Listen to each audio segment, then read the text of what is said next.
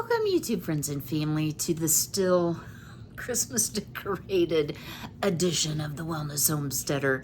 So I'm actually filming this on Monday, so it's not the New Year yet. I probably will take down my decor on New Year's Eve, and I will try to circumvent a trip to the ER if you all heard my funny story. I think it was in the last video. So I had a really good question, and I hope you don't mind that I call your name because you did leave it in a comment. Miss Janice asked, how do I know how much food I really would need to have on hand if I'm going to do a pantry challenge?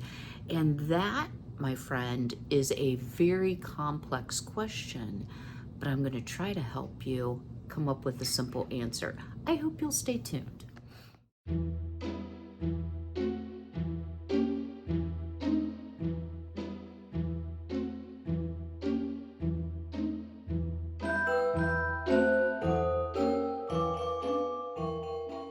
I hope you'll excuse a little bit the way I look. It is freezing here this morning, or I'm cold. It's actually 39 degrees. It rained fish hooks and hammerheads and everything else yesterday. We had like an inch of rain, which is a lot of rain. If it would have been snow, oh my word. Today is supposed to be a little drier. My poor chickens do not like it when it's wet. And then we were under a wind advisory, which is very common for this area in Ohio. And wind makes me very uneasy. Storms make me very uneasy. Been through a few tornadoes. So I think that is why I look so rough. That's my excuse anyway. Pardon me, because my sleep was interrupted a lot. So I want to thank you all for tuning in. I promise that every single video I do in the month of January won't be around the pantry challenge, but this is a really good time to take a step back and ask yourself, how much food do I feel comfortable with keeping on hand? And what does that look like so I get through the food and I rotate it and I'm not wasting food? So I'm going to tell you all, when I first started the pantry challenge, not the pantry challenge, excuse me, building a pantry, I did some very unsmart things.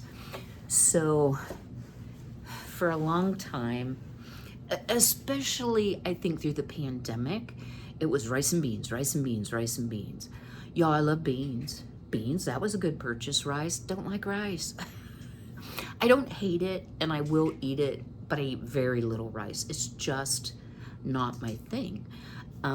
If I'm gonna have a carbohydrate, it's probably not gonna be rice. It might be potatoes, or it might be, pardon me, a bread product. Y'all, my hiccups are back, so just pretend they aren't. Oh my word, that hurts so bad. For anyone who's new to my channel, I am diabetic, excuse me, and I had kind of gotten my sugar under control to the point where then Medicare said, well, we're not gonna pay for your medication because you're technically pre-diabetic, you're not full-blown diabetic. And after 9 months of them not paying for it, I became full-blown diabetic. Our insurance system, right? But the medication I take, it's a once-a-week injection, and I have to tell you, it's doing a good job on my blood sugar. It's called Trulicity, but it has some side effects. And I have long suffered with chronic hiccups, and I will share with you, it seems to make them worse. One of the things about Trulicity is it slows down, if you will, your digestion and absorption, so you feel fuller longer. So being a heavy liquid consumer, sometimes I think my overly full stomach, which isn't emptying at a normal rate, irritates and causes me to hiccup. Okay, that's my philosophy. Anyway, let's go back to talking about food and food storage. So I'm sure you have all heard about the book, A Year Without a Grocery Store. And it's a good book. I think it's a good philosophy. I will share with you a lot of those type of resources don't resonate with me because I don't eat what they eat. And it's not because I have high blood sugar. It's actually just my lifestyle. I don't necessarily eat protein 3 times a day, etc., etc., etc. So, Janice, I pulled out some resources that I want to share with you, but I think we're in a unique position because we're getting ready to start the year.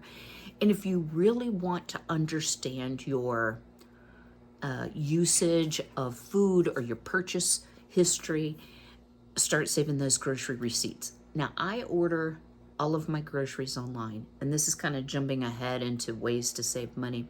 Here's why, y'all. Round trip to the grocery store for me is 30 miles. So on a good day, if I got 30 miles to the gallon, and gas is about $3 a gallon right now, and I went to the grocery once a week, it's like $452. I did the math a couple days ago.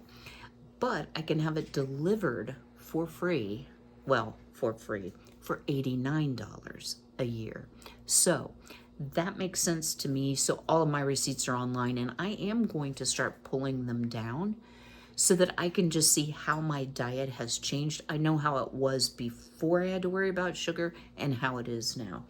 So the Mormons have great resources. I am not Mormon, but I just have to tell you, they have some, and this is in my homestead binder. So they have and I will try to link everything I can for you all.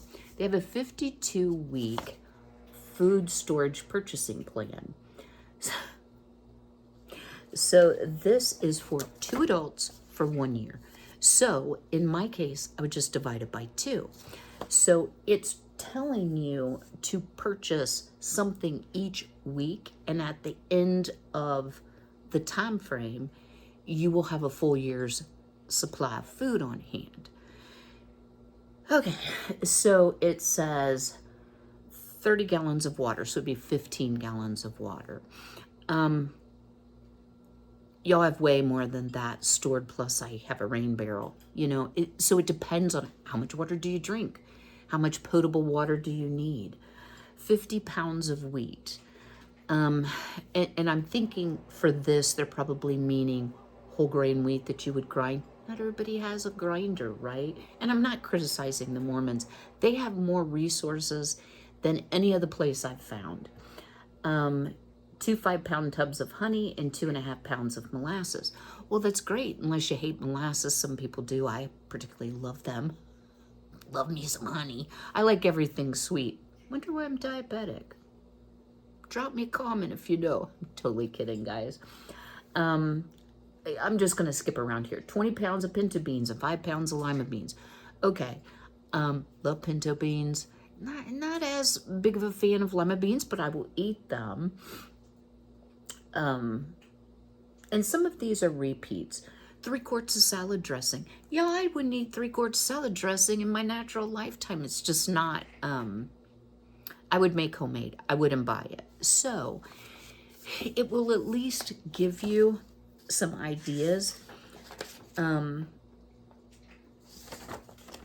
next item that they have, and I thought this was really good, if we're looking at a frugal year, right? It is a week-by-week food storage planner. So it says January, week 1, after Christmas sales. Stock up on socks, blankets, sheets, outerwear. Week 2, first aid supplies, Band-Aids, calamine, alcohol peroxide, etc. Week 3, medicine chest, Pepto-Bismol, pain relievers, cold medicine. This has a lot of good ideas for non-food items that I thought was excellent. And again, I hope I can still find it online. It has an accompanying, that's a hard word, narrative that has some biblical or philosophical references. So January, it has a spiritual goal. It has a provident living goal, and it has a storage goal and a 72-hour kit. So you could pick and choose out of this what actually makes sense. To me, this is probably better for those who have large families, because it says, if there's 12 in your family, you multiply this by 6 because it's for 2 type thing. Hi, Frank. So that is one resource you can use, but that's not going to help you determine what you need for the pantry challenge. And I'm going to get there, guys. I really am going to get there. But I thought, we're getting ready to start the year, so it's kind of nice to have the fresh slate where we can kind of track, ouch, my shoulder, what we're eating and purchasing and what we might want to store. I do not have the goal of storing 1 year's worth of food. There's just too many variables in life, like health variables. If I would have stocked up on sweets and sugar, well, I just stock up on sugars to a degree, but I mean, if I would have not had the change in my diet, and I had stocked up as I would pre-diabetes, a lot of that stuff would have to be, I divest myself of, swap, trade, giveaway, whatsoever. Another really good book. And y'all, I'm hoping this year I can really get into it, because y'all know about my tomato plant debacle. And if you don't, I always plant way too many tomatoes. And I tell you all every time, tell me not to plant so many tomatoes. But then I get a lot of seedlings because I start my seedlings indoors. And I'm like, but you deserve a chance because you will make tomatoes. And by the end of the season, I'm like, do not say the word tomato. Okay. This is a wonderful book. It is well worth the money. It is The Family Garden Plan by Melissa K. Norris. Now, if you're into homesteading, she's everywhere. Very smart lady. She does Pioneering Today podcast. This is all about if you're gardening. So since we're talking about a frugal 2025, I'm going to incorporate these into our pantry challenge. She goes through how much fruit, how much veg, how much this, how much that you need to plant per person. So this is, if you happen to have the book, it's on page 62.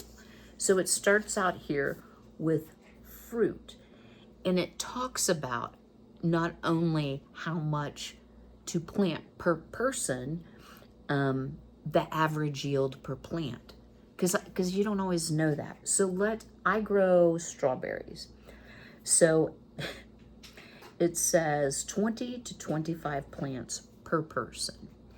So I probably have about 20 plants, maybe a little under. And I don't get enough strawberries for me because I love strawberries, and so do the chickens. So this is so helpful.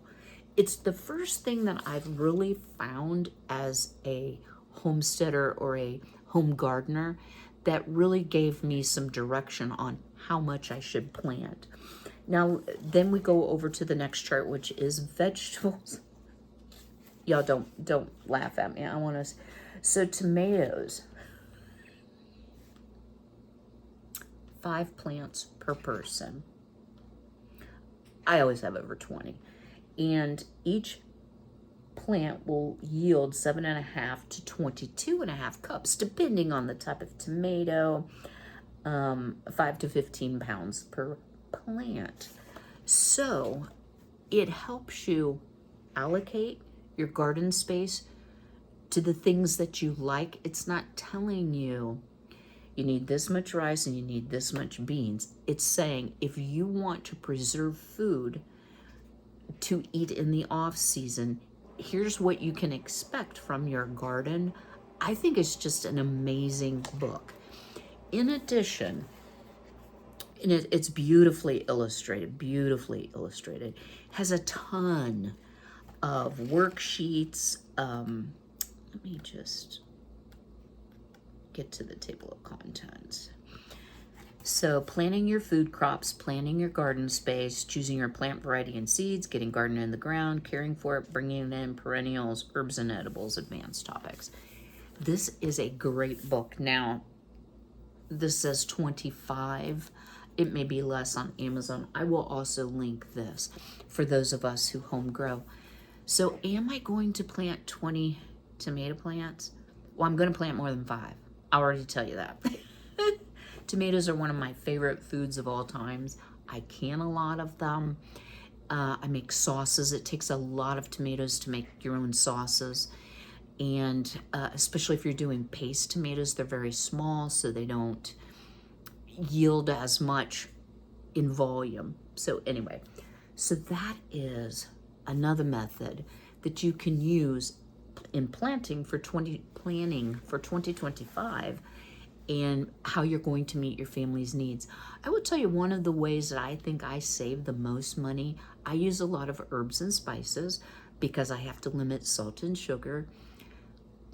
Growing your own herbs is so rewarding, so easy, and so inexpensive, y'all. The dressing that I made for Christmas, I used a pint jar of my homegrown home freeze-dried sage. So good. And that was from not this year, but the year before, from a year where sage just kept on giving. So growing your own herbs, having good seasonings for your food, that's really an important consideration. So I also mentioned the receipt method.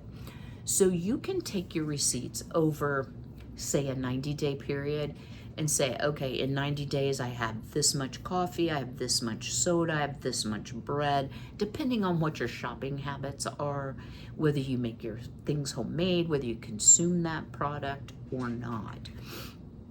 One of the things that I always see left out of these plans is beverages.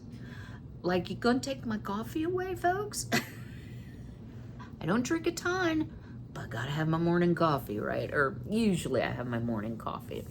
So coffee, tea, do you drink juice? Do you can your own juice? Which I do, but then now I'm not supposed to have juice, so I don't know how I'm gonna use it all up, but anyway. I drink tons and tons and tons of water. That's kind of my go-to. But occasionally I like a diet soda. And so you can go back through your receipts and say, okay, I'm drinking a 12-pack of Coke Zero every, 32 days or whatsoever. That is one method. But guys, let me just share, it doesn't have to be all that complicated. What you don't want to do before the pantry challenge is go out and buy a month's worth of food and then not shop for a month. I mean, you can if that's what you want to do, but that kind of defeats the purpose. So how I would recommend you do it is think about your eating pattern and your family's needs. Now, I'm going to talk as a single person. I eat breakfast, I eat a dinner, and a little snack. I do not eat 3 meals a day. That's just not how I eat. I look like I eat that much, but anyway, do I have protein at all 3 of those eating opportunities? I absolutely do not. Usually once to twice a day. So for me, it's really easy to say, okay, breakfast. What are my go-to breakfasts? Well, yogurt is a big one for me with a little fruit and my sugar-free granola that I make. Eggs, because I have chickens, with homemade bread. I'm not a sausage and bacon eater in the morning. Just too much of that makes too much of me. What else? Oh, and sometimes I just do Cheerios. And y'all, don't knock it, because I want to share with you, I have never had a normal cholesterol reading in my entire life. Never. It's always been super high, even when I was vegetarian. So I started eating Cheerios on the daily with almond milk before I had my last blood work. And my total cholesterol went from 239 to 156. which is very good. And the others around it, like my triglycerides, have always been normal. But anyway, I know it works. So those are things that when I kind of did my little inventory, I'm like, I'm definitely going to need almond milk, and I'm definitely going to need some cereal. I still have some yogurt. I'll finish that up.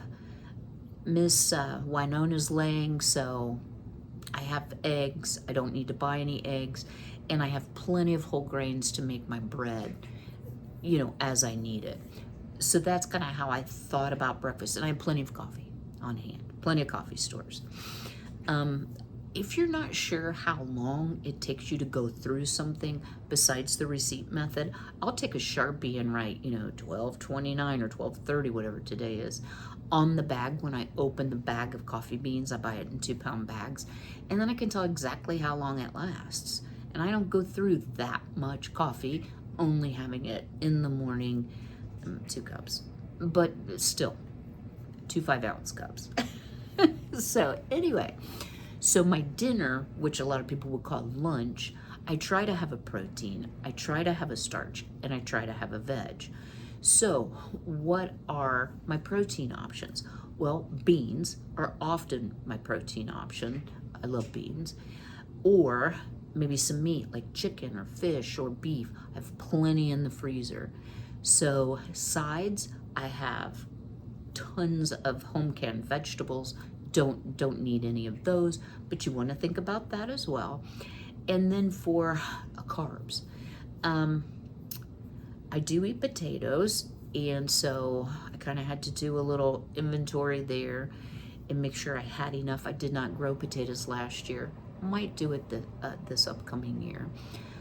So just go through each meal and say, okay, I need this, I need this, I need this. I know I'm going to go through that. Look at what you have that you don't think there's a good substitute for.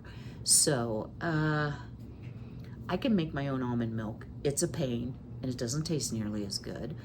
But in a pinch, I could do that. I have almonds. I'm trying to think of something that okay, cow's milk. I couldn't make cow's milk. So if you are drinking cow's milk and you know you're going to run out, is there a substitute? Do you want to go to your store of powdered milk or evaporated milk? That's the way you kind of get into using up your pantry. Yeah, I hope this has been helpful for you. It's a lot of information, but I think the bottom line is, depending on how you and your family and your loved ones eat, depends on what you should store and how much food that you need. But these methods that I've talked about can help you discern what you're really consuming, how much you're wasting. That's always a challenge for me as well. I want to leave you with one thing, y'all, and not to worry anybody because I'm old, you know. I've been having some difficulty with my health. Y'all know about the diabetes, but I've been having some heart troubles, y'all. I know. Some irregular runs of irregular heart rate for the nurses out there, a bunch of PVCs. So this can sometimes mean that there's a valve in your heart called the mitral valve that, just like a hair elastic, has kind of gotten stretched out over time because you've used your heart a lot, you know, and needs to be tightened up. And that can cause the irregular heartbeat. But I've been struggling with extreme fatigue that seems to be more heart related than it is lung related, but I'm not really sure. So coming up in January, I am going to be having some testing, and I'm telling you all this. First, I wanted a chance to talk with my son face to face about it. Like, do I think it's a death sentence? No. You do. If I need my valve tightened, tighten it. Yo, I'm not afraid of having surgery, that type of thing. It's just a little bit more difficult because I'm on my own doing it. And I don't have anybody close here to help me. So it can be a little bit overwhelming there. But as I go along, I may have some days that I just can't do videos. And that's nothing against you all. I just have to, excuse me, have the, oh gosh, hiccups on top of all this. I just have to be smart about how I use my energy, and I don't want to do too much before I have my heart testing, which is coming up about the middle of January. You know, holidays are a bad time. And anytime you move from your primary physician to what I'm sure will be a cardiologist or a pulmonologist, which I actually have, the wait times can be really long. I've had a long history of some nodules in my lungs that have been monitored. To me, it doesn't seem like it's coming from my lungs. It seems more heart related, but it could be both. I don't know. So I would just ask for your thoughts and prayers. Again, I'm not saying it's a death sentence or anything like that. It's just a little frustrating because I've had a really tough time these past couple months. You all may have noticed being motivated, not because I don't want to do it, but because I don't have the energy to do it. And I get pooped out so fast. So on that note, I'm going to go take care of my girly girls. I'm sure they're still in bed. I'm sure their water is trashed with all the wind we had last night. So I want to give them some fresh water. And I plan to see you all, let's see, on Thursday, Lord willing, and the creek don't rise. Drop me a comment below. Was this content helpful for you in determining, like, what do I probably need on hand to do the pantry challenge? So it's those things you can't produce or you don't have a substitute for in your pantry that are like key components of your diet. That's probably the best answer to that. And don't forget to smash that like button if you know somebody that might like to participate in the Three Rivers Challenge. Hit that share button below and it'll pop up with all of your options on the device that you have for sharing the information. I greatly appreciate it. So I'll see you all on Thursday, but until then, be healthy, be well, be blessed, and take care.